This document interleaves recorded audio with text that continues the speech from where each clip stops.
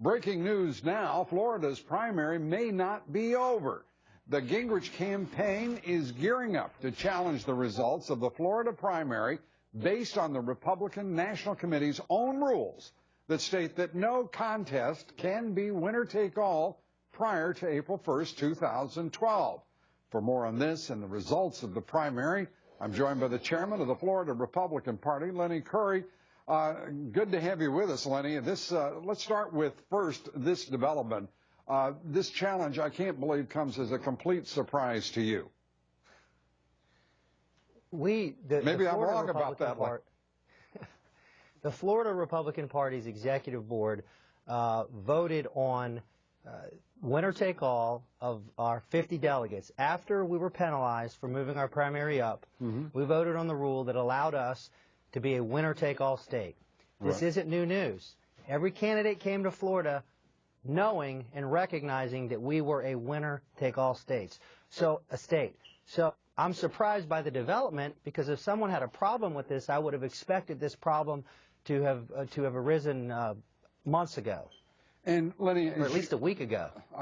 Or whenever. But the fact is that you have, in fact, violated two rules here, and effectively you're taking advantage of, that is, you being the Republican Party in Florida, of the fact there's a view, at least, I don't know how it has been inculcated in the party so quickly or so persistently, but that you can only be punished once for two infractions here. How do you respond to that? Again, the Republican Party of Florida Executive Board, which is a large organization, voted on this. There was no dissent. There were members on that board that worked for each presidential candidate, even before those that started dropping out. We announced this months ago. This winner-take-all isn't news. If somebody has a problem with our winner-take-all, they can file a complaint with the Committee on Contests of the RNC this summer. But again, right now we're winner-take-all, and every candidate came to Florida knowing that those were the rules in Florida. Well, you've got to be shocked that politics are being played with that rule. I came out of the business world a few years ago, so I am a little shocked. Well, we're going to persist in considering this news, because the Gingrich campaign, according to our Carl Cameron, is going to challenge this rule tomorrow.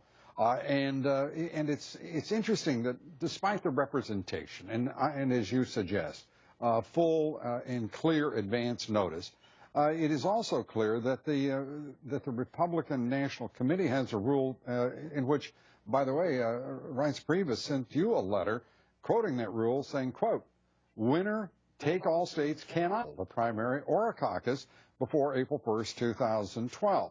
Because you did advance to the date, obviously, to yesterday, you lost half of the delegates, and now because you have put forward a winner-take-all result, you also, again, are in violation of the same rule. So give us just, even though you believe that this is a matter settled, it obviously is not, at least in the minds of one campaign and one candidate. Well, how do you respond to the facts of that notice from the Republican National Committee to you?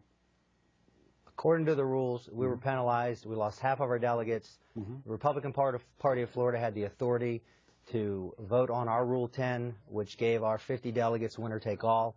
That's what they did. Again, every vote, there was no dissent. Every campaign was, you could say, represented, because individuals on that board all represented a candidate. And we announced this months ago. It is what it is right now. I understand the stakes are high. People are frustrated. They're going to do whatever it is they have to do to ensure that they continue in the contest. I understand that.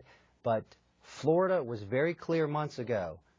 Everybody knew, the RNC, the candidates, that we were a winner-take-all state.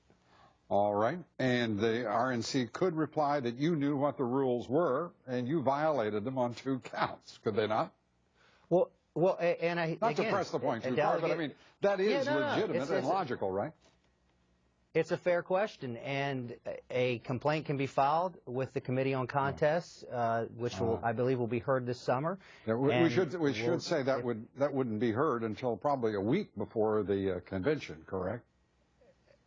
That's, If that were I to be think, the- believe your timing is, it's close. That's right. Right. So let me turn to turnout. Are you happy about the turnout? It's somewhat lower than most folks were expecting. What were your thoughts? Well, a couple things. Governor Romney got more votes than in a Republican presidential primary than we've had historically in Florida. Yeah. And going back to 2008, there was a tax initiative on the ballot which drove turnout. It was basically an initiative that would save homeowners through property taxes, save them in what they paid in tax. Right. That motivated voters. That was also driven by individuals that were backing that. So yeah, I'm very pleased with the turnout yesterday. And it's also important to note that the Republican Party didn't invest resources in turnout, which we'll do in a general election. All right.